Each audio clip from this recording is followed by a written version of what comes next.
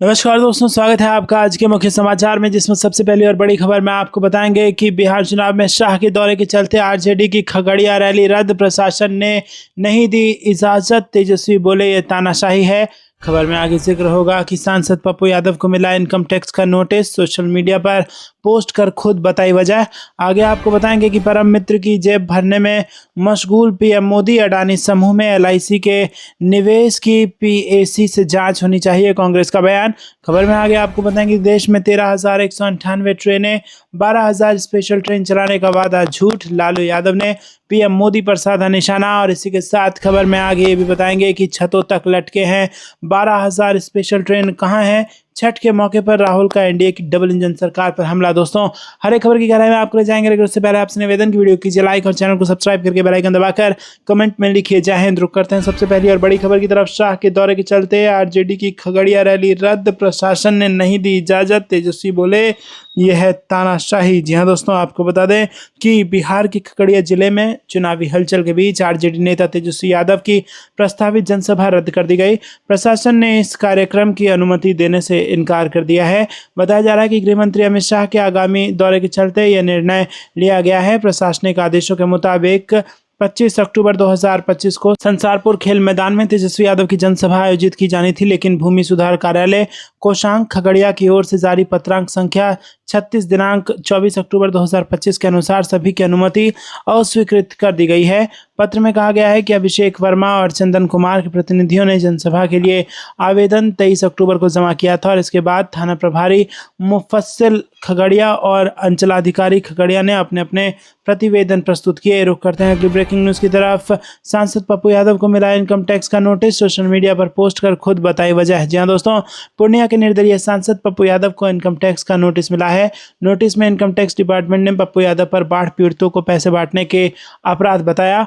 इससे पहले वैशाली जिले में भी पप्पू यादव पर आचार संहिता उल्लंघन का केस दर्ज किया गया था। दरअसल इनकम टैक्स से नोटिस मिलने की जानकारी सांसद पप्पू यादव ने खुद ही सोशल मीडिया पर पोस्ट करके शेयर कर दी। निर्दलीय सांसद पप्पू यादव ने मिले नोटिस की तस्वीर एक्स अकाउंट के जरिए शेयर किया, साथ ही लिखा कि मुझे इनकम टैक्स का नोटिस मिला है, बाढ़ पीड़ितों की मदद में रुपए बांटने को अपराध बताया है। यह अपराध है तो मैं हर वंचित पीड़ित की सहायता का अपराध सदैव करता रहूंगा। आगे पप्पू यादव ने यह भी लिखा कि वैशाली जिले के नया गांव पूर्वी पंचायत अंतर्गत मनियारी गांव के बाढ़ पीड़ितों जिनका घर द्वार सब गंगा जी में विलीन हो गया, उनका मदद न करता तो क्या गृह राज्य मंत्री, स्थानीय एमपी जैसे स्वघोषित सीएम उम्मीदवारों की तरह मूक दर्शक बना रहता। इस तरह से पप्पू यादव ने इशारे इशारे में तंज भी सरकार पर कसा। बता दें कि लगभग 2 हफ्ते पहले सांसद पप्पू यादव वैशाली जिले में पहुंचे थे और इस दौरान उन्होंने अलग अलग बाढ़ प्रभावित इलाकों का निरीक्षण किया था। इसके साथ ही बाढ़ पीड़ितों को मदद के रूप में कुछ रुपए भी बांटे थे। इससे जुड़ा एक वीडियो भी सोशल मीडिया पर खूब वायरल हुआ था, जिसके बाद इस मामले में सहदेई थाने में एफआईआर दर्ज की गई थी। साथ ही पप्पू यादव पर बिहार चुनाव को लेकर आदर्श आचार संहिता के उल्लंघन का आरोप भी लगा था। ऐसे में अब सांसद को इनकम टैक्स डिपार्टमेंट की तरफ से नोटिस भी जारी कर दिया गया है। रुक करते हैं अगली ब्रेकिंग न्यूज की तरफ। परम मित्र की जेब भरने में मशगूल पीएम मोदी, अडानी समूह में एलआईसी के निवेश की पीएसी जांच होनी चाहिए, कांग्रेस ने उठाया मुद्दा। जी हां दोस्तों, कांग्रेस अध्यक्ष मल्लिकार्जुन खड़गे ने एलआईसी द्वारा अडानी समूह में बड़े पैमाने पर निवेश करने की खबर पर सरकार को घेरते हुए कहा कि अपने परम मित्र की जेब भरने में मशगूल मोदी जी 30 करोड़ एलआईसी पॉलिसी धारकों की गाढ़ी कमाई क्यों लुटा रहे हैं। साथ ही पार्टी ने एलआईसी के निवेश की संसद की लोक लेखा समिति से जांच कराने की मांग की। कांग्रेस ने अमेरिका अखबार वाशिंगटन पोस्ट की एक खबर का उल्लेख करते हुए कहा कि ये पूरा मामला पीएससी के जांच अधिकार क्षेत्र में आता है। वहां पर आपको बता दें दोस्तों कि एलआईसी ने खबर को झूठ और निराधार करार दिया है। वहीं इन आरोपों पर फिलहाल अडानी समूह या सरकार की तरफ से कोई प्रतिक्रिया नहीं आई है। कांग्रेस अध्यक्ष मल्लिकार्जुन खड़गे ने इस पर लिखा कि प्रत्यक्ष लाभ अंतरण की असली लाभार्थी भारत की आम जनता नहीं बल्कि मोदी के परम मित्र हैं।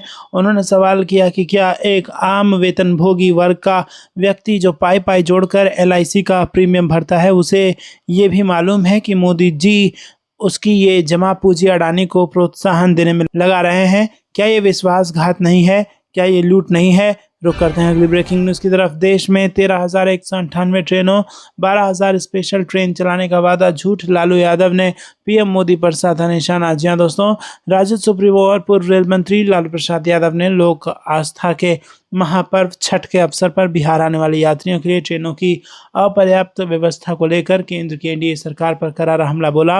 उन्होंने सोशल मीडिया प्लेटफॉर्म एक्स पर एक पोस्ट लिखा जिसमें लालू यादव ने कहा कि झूठ के बेताज बादशाह और जुमलों के सरदार ने सेखी बघाड़ते हुए कहा था कि देश की कुल 13,198 ट्रेनों में से 12,000 रेलगाड़ियां छठ पर्व के अवसर पर बिहार के लिए चलाई जाएंगी।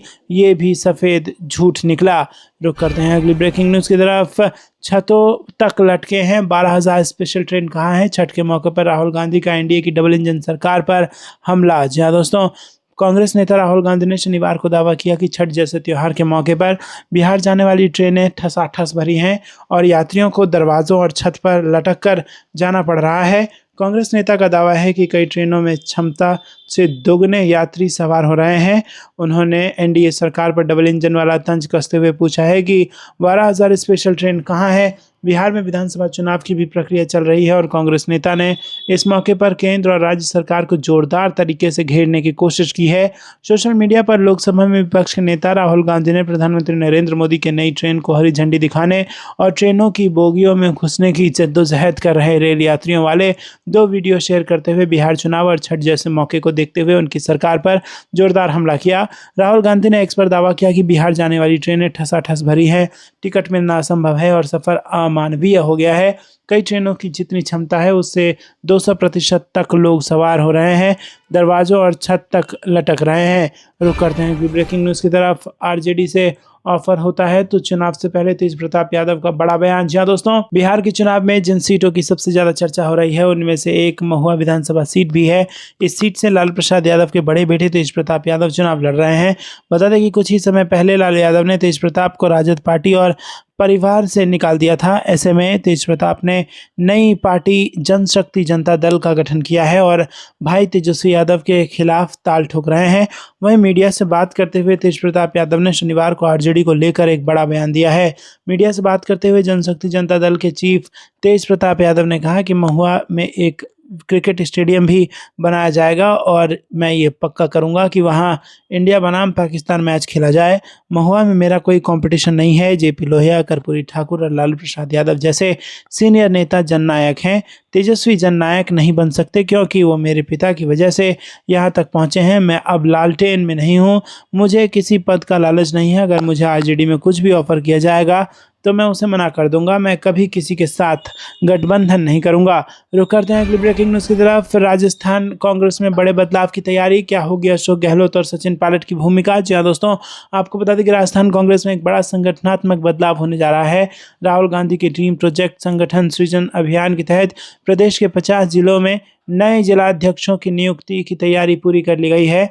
इस प्रक्रिया में पूरे प्रदेश से करीब 3,000 आवेदन प्राप्त हुए हैं और पार्टी सूची सूत्रों के अनुसार पिछले दिनों कांग्रेस के केंद्रीय नेतृत्व ने 30 पर्यवेक्षकों को राजस्थान भेजा था, जिन्होंने जिलावार कार्यकर्ताओं से मुलाकात कर रिपोर्ट तैयार की है। ये रिपोर्ट अब आलाकमान के पास पहुंच चुकी है।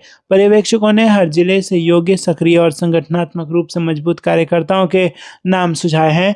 रुक करते हैं ब्रेकिंग न्यूज़ की तरफ। बिहार चुनाव में ये 10,000 सिर्फ काजल डालने के लिए हैं, कांग्रेस प्रवक्ता का बीजेपी पर तंज। जी हाँ दोस्तों, आपको बता दें कि यहाँ पर बहस के दौरान महिला सशक्तिकरण के मुद्दे पर बीजेपी और कांग्रेस के प्रवक्ता आपस में भिड़ गए। चर्चा का मुख्य बिंदु था कि पार्टियां महिलाओं को टिकट देने में कंजूसी क्यों करती हैं, जबकि वो महिला आरक्षण व कल्याणकारी योजनाओं की बड़ी बड़ी बातें करती हैं। रुक करते हैं अगली ब्रेकिंग न्यूज़ की तरफ। डिजिटल अरेस्ट मामले पर 27 अक्टूबर को सुनवाई, सुप्रीम कोर्ट ने केंद्र सरकार से मांगा था जवाब। जी हाँ दोस्तों, सुप्रीम कोर्ट जाली दस्तावेज के जरिए धोखाधड़ी का शिकार हुए डिजिटल अरेस्ट पीड़ितों के स्वतः संज्ञान वाले मामले की 27 अक्टूबर को सुनवाई कर रहा है। सुप्रीम कोर्ट की वाद सूची के अनुसार जाली दस्तावेज के जरिए डिजिटल अरेस्ट के पीड़ित विषय वाली स्वतः संज्ञान याचिका सोमवार को जस्टिस सूर्यकांत और जस्टिस जयमाल्या बागची की पीठ के समक्ष सुनवाई के लिए आएगी। शीर्ष अदालत ने 17 अक्टूबर को मामले की सुनवाई करते हुए कहा था कि प्रथम दृष्टया न्यायिक दस्तावेज की जालसाजी, साइबर जबरन वसूली और निर्दोष लोगों, विशेष रूप से वरिष्ठ नागरिकों की साइबर गिरफ्तारी से जुड़े आपराधिक उद्यम की पूरी सीमा का पता लगाने के लिए केंद्र और राज्य पुलिस के बीच समन्वित प्रयासों के साथ अखिल भारतीय स्तर पर कड़ी कार्रवाई की आवश्यकता है। शीर्ष अदालत ने इस मामले में केंद्र, सीबीआई और अन्य से जवाब मांगा है। साथ ही कहा था कि इस तरह के अपराध न्यायिक प्रणाली में जनता के विश्वास की नींव पर प्रहार करते हैं। आपको ये कुछ लगता है दोस्तों, कमेंट में जरूर बताइए। वीडियो को लाइक नहीं किया तो लाइक जरूर कीजिएगा। रुक करते हैं अगली ब्रेकिंग न्यूज़ की तरफ। बिहार में बनेगी पढ़ाई, दवाई, कमाई और सुनवाई वाली सरकार, हर घर को देंगे सरकारी नौकरी, तेजस्वी का वादा। जी हाँ दोस्तों, राष्ट्रीय जनता दल नेता और इंडिया गठबंधन की ओर से मुख्यमंत्री पद के उम्मीदवार तेजस्वी यादव ने शुक्रवार को कहा कि अगर जनता उन्हें मौका देती है तो बिहार में अपराध और भ्रष्टाचार मुक्त सरकार बनाएंगे। उन्होंने कहा कि उनकी सरकार पढ़ाई, दवाई, कमाई और सुनवाई वाली सरकार होगी। तेजस्वी यादव ने पत्रकारों से बातचीत में कहा कि मैं आधा सच या झूठ नहीं बोलता, आप सब जानते हैं कि मैं जो कहता हूं वो करता हूं। अगर तेजस्वी मुख्यमंत्री बनेगा तो बिहार की जनता मुख्यमंत्री बनेगी। तेजस्वी ने वादा किया कि उनकी सरकार हर घर में एक व्यक्ति को सरकारी नौकरी देगी और राज्य में कार्यरत संविदा कर्मियों एवं समाज में सक्रिय लोगों को नियमित किया जाएगा। उन्होंने कहा कि उनकी प्राथमिकता शिक्षा, स्वास्थ्य, न्याय और रोजगार होगा। इसी के साथ दोस्तों आपको बता दें कि बिहार में विकास और सुशासन की नई नींव रखी जा सके, इसको लेकर तेजस्वी यादव ने ऐलान किया। रुक करते हैं अगली ब्रेकिंग न्यूज़ की तरफ।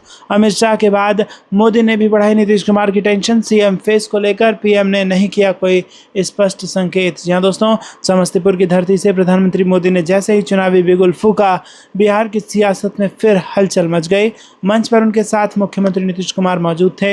यह दृश्य अपने आप में प्रतीक था कि बीजेपी और जेडीयू तमाम उतार चढ़ाव के बावजूद एक बार फिर सत्ता वापसी के मिशन पर एकजुट है। लेकिन इस एकजुटता की आड़ में छिपा राजनीतिक यथार्थ ये भी है कि इस बार का चुनाव नीतीश कुमार के लिए उतना सहज नहीं है जितना कभी हुआ करता था।